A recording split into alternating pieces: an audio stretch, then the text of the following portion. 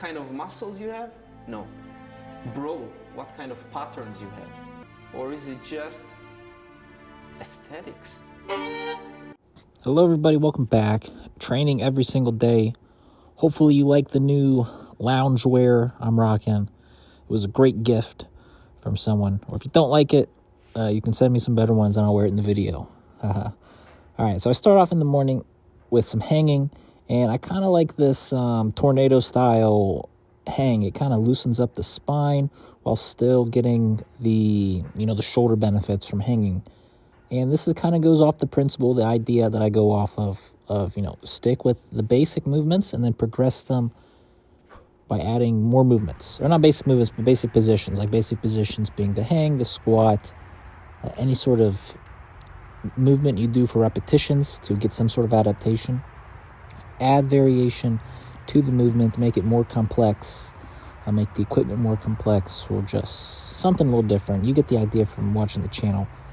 So that was in the morning. Now this is midday. I'm doing some leg training outside.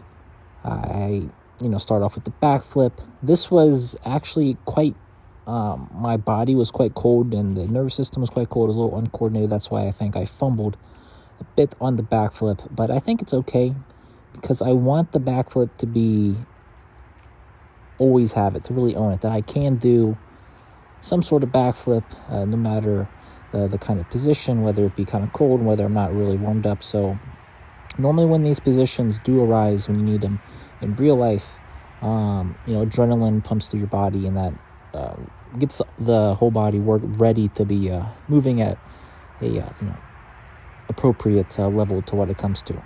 So I often train for the moment, and when the moment of a backflip comes out, normally when there's like people around and you want to show off, if we're all being honest here. And often when I get around people and I know I have to move, like adrenaline just naturally goes through my body. Like whenever I start thinking about possibly needing to move, and my whole body gets loosened up and I just get ready to go.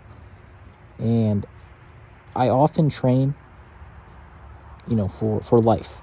And in life, you're not always going to have the perfect opportunity to warm up. And like I said, I am aware of, when I need to move, often some adrenaline will come through, and that will kind of be my warm-up. But I do warm up for, the training, which is important to get used to it. Some of the times I do. Some of the movements, kind of the movement flows themselves act as a warm-up, and that's quite effective. So at the power rack, once again, this is nighttime, and I'm just doing some leg training, working with the calf raise, trying to do as many calf raises as possible to mainly work on the aesthetics of the legs.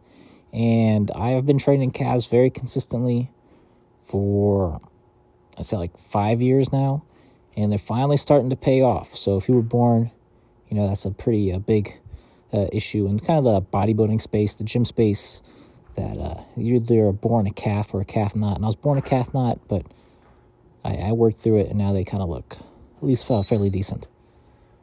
So doing some calf raises, then I go into some more hanging work, working with not the dead hang, but the false grip, which I eventually want to use to get to do some muscle ups through the false grip, but I need to first develop the false grip to be very easy. I can do the pull-ups now. I used to fall when I did the pull-ups, so now I am feeling pretty good about this. And then finally, the training finishes off with the nighttime stretching. I've kind of neglected nighttime stretching for quite a while, so I'm getting right back into it, starting off with some hip openers, hip 90-90 positions, doing a kind of a hip hinge at the end, putting the chest to the floor, and then lifting up the back leg. And if you want to lift up the channel, don't forget, like, comment, subscribe. Hit the like button. Also swipe over on the comments, hit the hype button. You get 3 hypes on small content creators. Just use one on me, please. And check the description for the connect with me number and my bio for the Instagram. So I do these hip openers to hopefully get to do the lotus pose, which I do kind of train off camera a bit, the lotus pose, trying to get that position because it was one of the hip external rotation, because that's one of the things that not too swift at this kind of position right here. But, just like the calves, maybe it'll take another 5 years, but I'll get there eventually. Or if I don't, I guess I'll be dead before that. Here is a pretty good movement that I recommend you try. The squat, master the squat. Once you've mastered the squat, you can progress it with the shoulder dislocate in the squat to help kind of develop the shoulders. It kind of works the muscles in a different full range of motion. It gets a good amount of, it kind of like, if they're like kind of crunchy, it uncrunches them, if that makes any sense. And then I'm working in the pike position. I had a pretty good revelation today.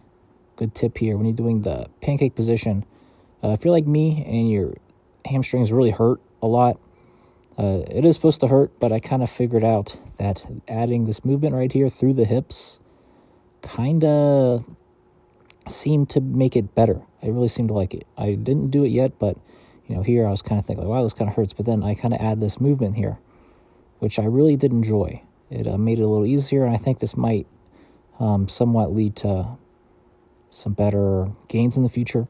I'll continue to do it, and let me know. Let me know in the comments how to get better at the lotus pose, if I'm doing anything wrong. That is one of the positions I do not know too much about. But here, this really does feel quite nice to do. And then I finished up with some pancake pose, or pancake position. I was able to get the chest to the floor, just for a quick moment.